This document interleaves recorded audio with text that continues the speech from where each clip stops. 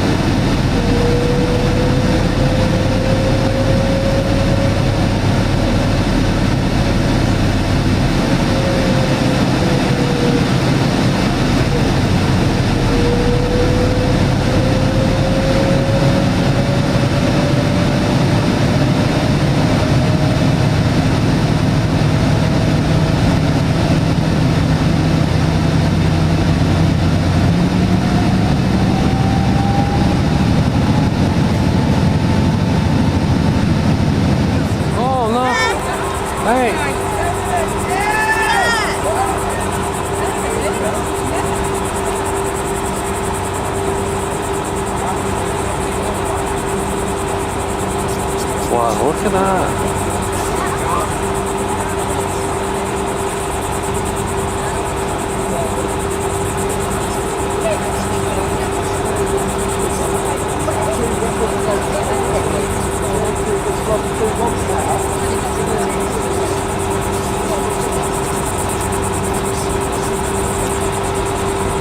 It's a space shuttle. Discovery. Wow, listen to that now.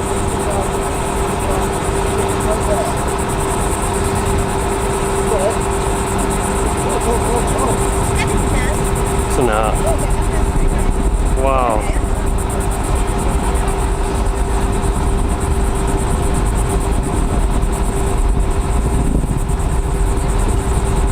Hell.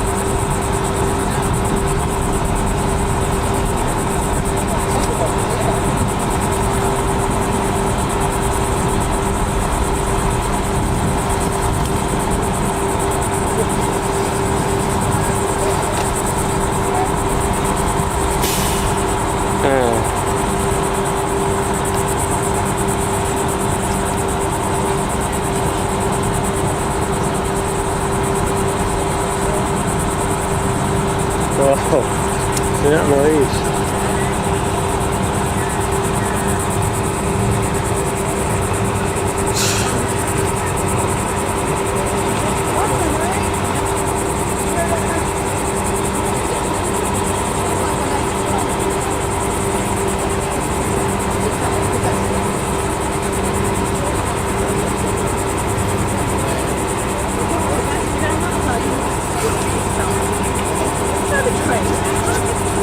Right.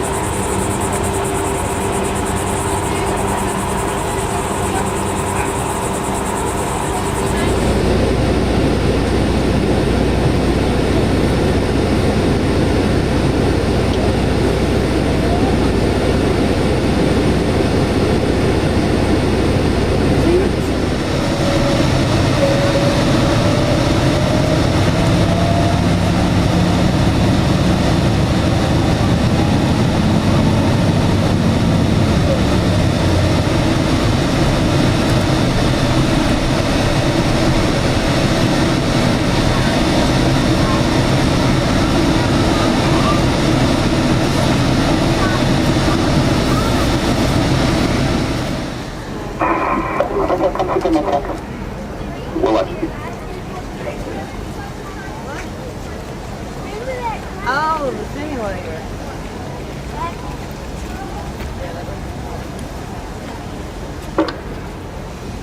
Okay. next engine firing for Discovery again about 3 p.m. Central Time this afternoon. That will further increase the altitude of Discovery's orbit. That upcoming firing will put Discovery in an orbit with a high point of 191 statute miles, a low point of 141 statute miles. Discovery's current orbit has a high point of 140 statute miles, a low point of 98 statute miles. As the altitude of Discovery's orbit is slowly raised by engine firings over the next couple of days, it has the net effect of slowing the rate at which Discovery is closing in on the International Space Station, leading to the docking with the station, planned on Thursday at about 6:18 a.m. Central Time.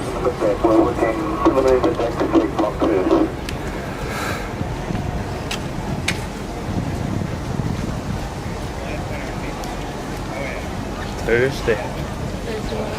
Docking with the space station.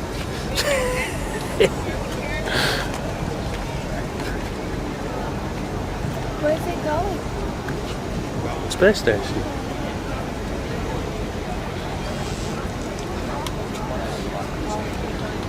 That's like the Apollo, I think.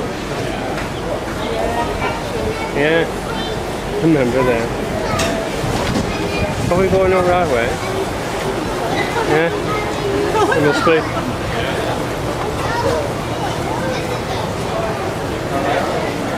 See those tiles, Sam?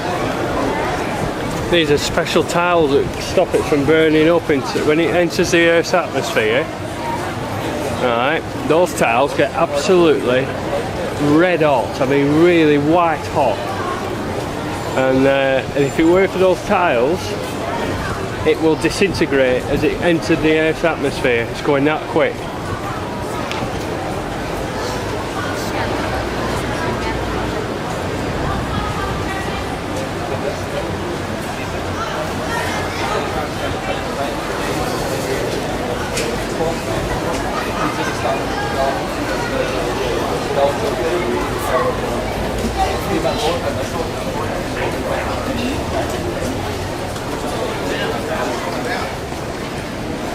Going down now?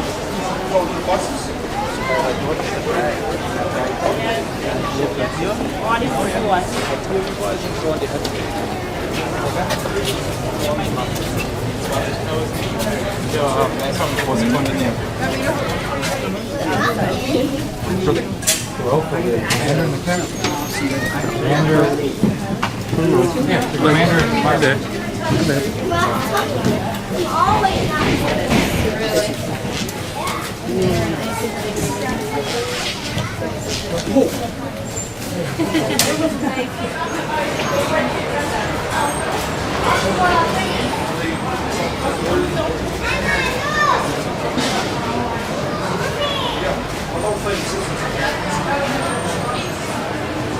That's the rocket garden over there.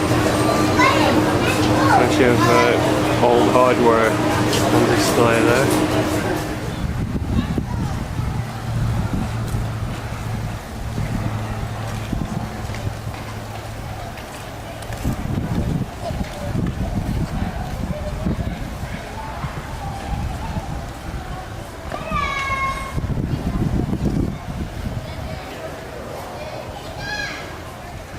Those are the actual rockets that get it into space or onto the edge of space.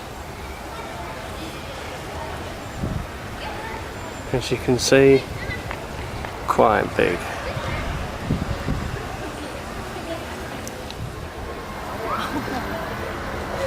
Oh, great. Oh, that's what it was. It's basically a tightening of the muscles in the muscles.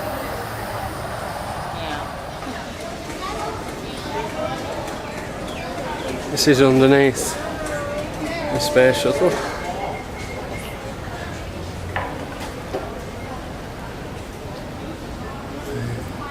There's a bird's nest up there.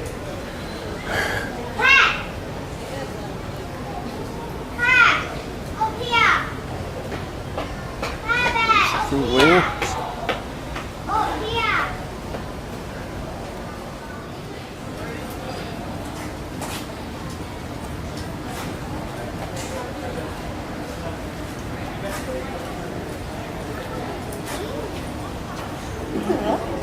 Hello. bad. Instead of going up, he's going down.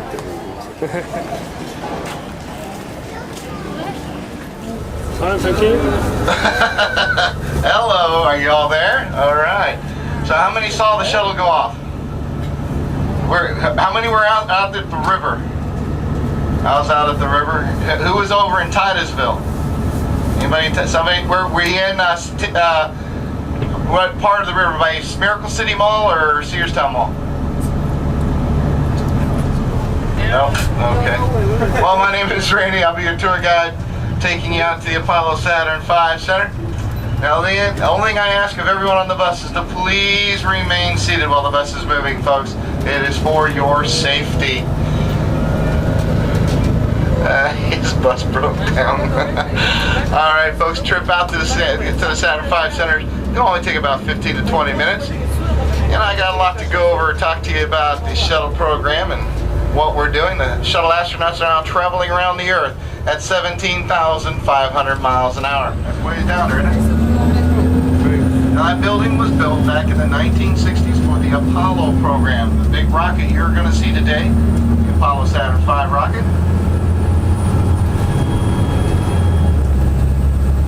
If you took the Apollo Saturn V rocket and laid it down in a football field, the top of the escape nozzle rocket would be in the end of one end zone, and the engines would be on the other end. It's longer than a football field. Got any Yankee fans on the bus? Yeah, I've got Yankee fans on the bus. All right, check out. See that building way down the road there? You can put the Yankee Stadium on top of that building and still have an acre of room left over for parking. Don't ask me how to get cars up there. I have no idea. But we'll be going closer to that building. We'll be going around it. I'll point out some other areas for you, some other things on the building. It's the tallest doors in the world. The vertical doors are the tallest doors in the world, 456 feet tall. All right, let's talk about that big building, the vehicle assembly building. Folks, there is over 129 million cubic square feet of space. You can put 3 3/4 Empire State Buildings in there. You can take the volume of the Pentagon, put it inside that building, and have room left over. Check out the American flag. See the American flag? That is the largest painted American flag on the side of a building. The red and white stripes is as wide as this lane we're driving down right now. The blue field of the American flag is the size of an NBA basketball court. The stars in that blue field measure 6 feet tip to tip. You notice some of the paneling on the side, a little discolored. That was from the damage. Those are the replacement panels from the damaged panels that we had from the previous hurricanes last year.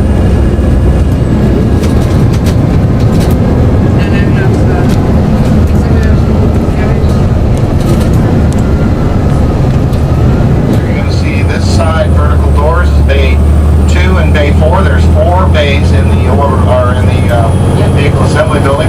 During the Apollo days, that's why it was so tall. Because the Apollo rocket is so tall, that's how we had to open up all those doors. In fact, when the crawler would take the Apollo out, those vertical doors, the top of the gantry tower to the top of that door would be about 6 inches clearance. Excuse me, 6 feet clearance. 6 feet clearance. And like I said, those are the tallest doors in the world. You look at these bay sides over here, the 2 panels are open. You can see inside, when we go by, you're going to see some netting inside those open doors.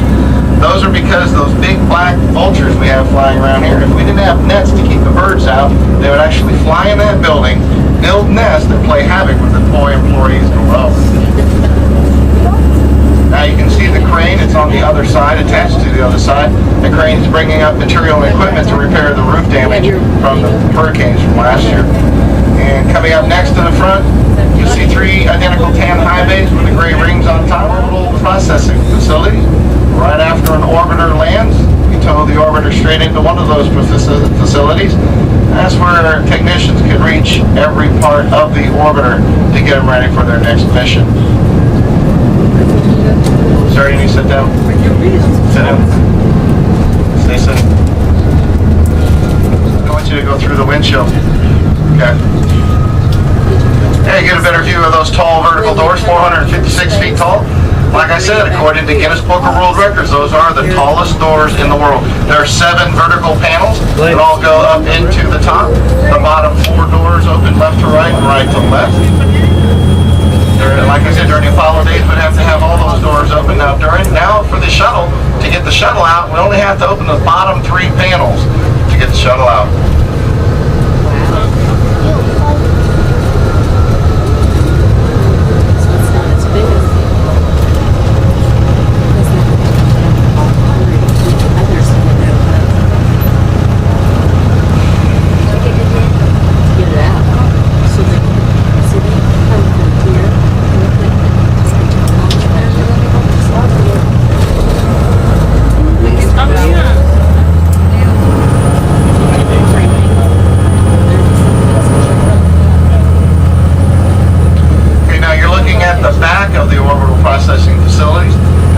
By these buildings, if you look back, you'll see the hangar doors. It's funny shaped with a slit cut in for the tail fin of the orbiter to fit through. There it is. There's the doors. Now the road that we're crossing right now is concrete with a blue line down the middle. It's called the towway. The orbiter is towed down this road all the way from the shuttle landing facility. The tractor driver's got to keep the nose gear of the orbiter on that blue line so it would clear all obstacles. Alright, get your cameras ready, folks. You're about to see the largest track vehicle in the world. The crawler transporter, coming up on the front right, comes in about 6 million pounds. Right here to the front right, top of the crawler transporter is the size of a baseball infield diamond. There's a cab right over the tread. That's where we drive the crawler. There's another cab on the opposite corner facing the other direction. That's so they can drive it in either direction. It only goes about a mile an hour, and it's not too good on fuel. About 42 foot to a gallon of diesel. That's right, 42 foot to a gallon of diesel. Each one of those cleats weighs 2,400 pounds. Crawler will go on a large mobile launch platform. Lift the platform up off the 6 pedestals like you see coming up here in the front right. Take the platform inside the vehicle assembly building. That's where they start stacking first. The solid white boosters. Now the boosters are processed up in Utah. And a thiocol plant sent down by rail, put in this building straight ahead, and that's where we get them ready to stack on the platform. Once we have the solid white boosters stacked on the platform, then we'll bring in the large orange external fuel tank, attach that to the boosters, and then attach the orbiter onto the orange tank. Coming up here to the front right is a mobile launch platform. If you look on top of the platform, it looks like bunny ears and gravestones. Those are the tail service masts. That's once we attach the electrical, air, fuel, everything to the orbiter is attached to that mast. There's underneath you'll see 3 square holes, 1 large, 2 small. That is where the orbiter and the 2 solid rocket boosters flames go through into a flame trench out of the pad. Just seconds before launch, they start spraying in over 350,000 gallons of water in that flame trench. And that's not for heat, it is for sound. It's a water sound suppression system. You ever seen a launch on TV? It looks like a lot of smoke coming out of the ground when they launch. It's mostly steam from that water vapor. Right next to the vehicle assembly building, you'll see the funny shaped building with the black shutters in front. That's called the Launch Control Center. That's where we have 4 separate fire rooms. We only need 1 to fire to launch a shuttle. Now today we have Bay 3 on this side, Bay 1 and Bay 3. Bay 3 is on the right and the bottom doors are open. There inside you'll see a mobile launch platform. You'll also see a shuttle stack, and that'll be our next launch. As we go by, you'll get a better view. You'll see part of the external fuel tank and the solid rocket booster. The first thing you'll see is the solid rocket booster, and then next to it is the tank that's attached to the boosters. And as we get closer, you'll see it. There it is. See it? See the solid rocket booster and the orange tank right next to it. That's our next launch, folks. Right inside the door there. Now the road we're driving there next to is the vibration of that big heavy vehicle crushes into a fine powder, reducing the friction vibration, of course. And then also what's more important, it does not spark. That's why we like this rock so much. The big old metal cleats crushes it and it doesn't spark. That's important. Now from here to the pad, it's about 3.5 miles to pad A, and so about 4.2 miles to pad B. Straight ahead, across the road in the waterway, you're going to see a funny looking barge. That barge out in the water is called the Pegasus, and that's what we use to transport the big external fuel tank from New Orleans. That's the only part of the shuttle that is expendable. And we use these funny looking yellow trailers over here to transport the tank from the dock area across the road into the vehicle assembly building. Look to the left, you see an American flag. Follow that flagpole down the blue box on the ground. That blue box you see next to the flagpole is the countdown clock that is running right now. It keeps running until the orbiter comes back and Houston says, Kennedy Space Center launch control, you have control of it now. So that clock will keep running. Back on your right hand side, the vehicle assembly bit. There you get a better view of the big American flag. And the bicentennial.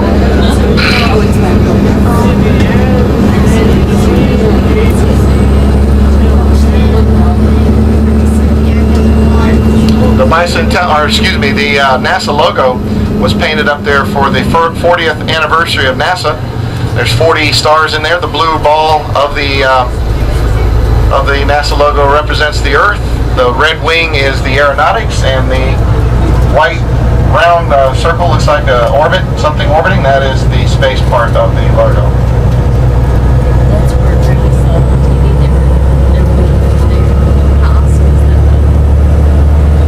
Coming up here on the left, you're going to see some flags. You'll see 6 American flags and 1 Israeli flag. That is dedicated by the Kennedy Space Center employees to the Columbia astronauts. This is a little memorial that we put out here for the Columbia astronauts here on the left. The Kennedy Space Center employees. Okay, another view. Now we're going back around the same way we came. We're going to go by those orbital processing facilities again. Now, I've been inside those buildings. They're pretty cool. What's inside? There's a honeycomb of different types of platforms that fold up. They bring in the orbiter, and then they bring the platforms back down, and they can actually reach every single part of the orbiter. In fact, inside those buildings, they'll remove all 3 main, after every mission, they take those engines out, they take them apart, check all the valves, all the lines, everything. They make sure everything runs great. So when they put that engine back in that orbiter, it's like a brand new motor every time. We only have 1 in there. Atlantis is inside, the VAB Endeavor is in bay 1. And that's where they're going to get them ready. Now, like I said, the towway, if you missed the towway the first time around, we're going over it again. It's got a blue line down the middle of the road, and if you follow it as we go across, they come out this way, it goes this way, out to the front left of the bus, and about 3 miles to the front left is the the shuttle landing facility. That's where an orbiter lands. And this road here, where the blue line is where they tow the orbiter back. In fact, sometimes we'll be on tour like this, and all of a sudden, boom, there you see an orbiter being towed. That's a sight to see, I'll tell you that. See the white hangar and the tower out there to the front left? That is the south end of the runway. It's a very long runway, very wide. It's about 3 miles long and about 300 feet wide. All concrete. And when they poured that runway back in the 80s, they poured it with a laser level, and they poured it all at once. That's right, 3 miles long of one continuous pour of a concrete. It's 300 feet wide. It's amazing.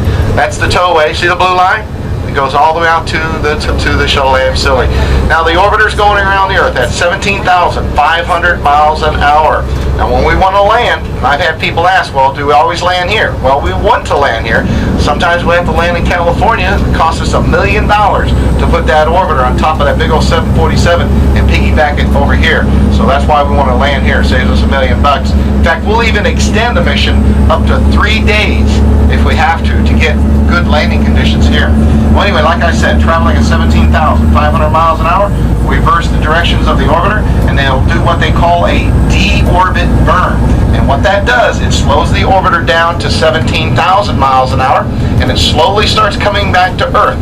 And about 13,000 miles away, it starts coming down, and then about an hour later, about 60 minutes later, it'll touch down here at about 230 miles an hour. It's a 200,000 pound glider, no fuel, no engine. They got one shot to land, and that's it. Now we're getting ready to turn into the Apollo Saturn V ceremony. Before that, though, look to the left, and you'll see that tower. So we're a little bit closer to it, over the tree line. Looks like an unfinished building. That's called the mate-demate device. That is where we put on or take off the orbiter from that. You can piggyback it around.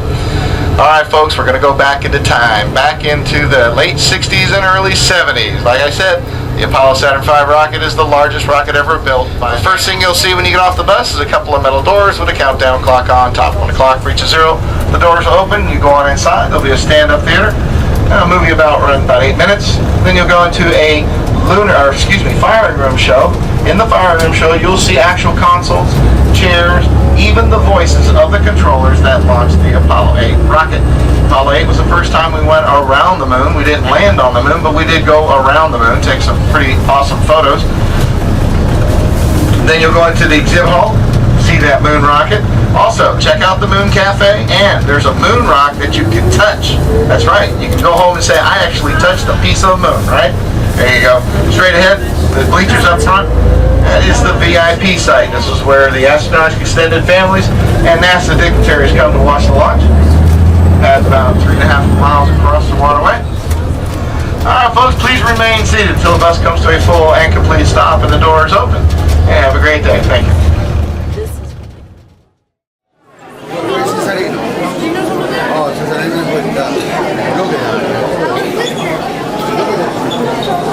Wow, look at that. Oh, got wet then.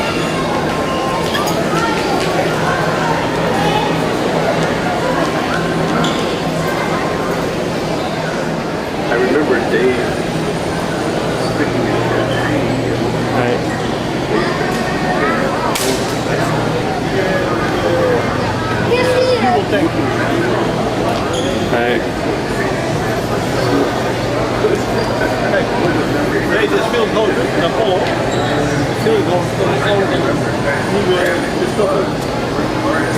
Dit is deel hier. Wel zo winkel.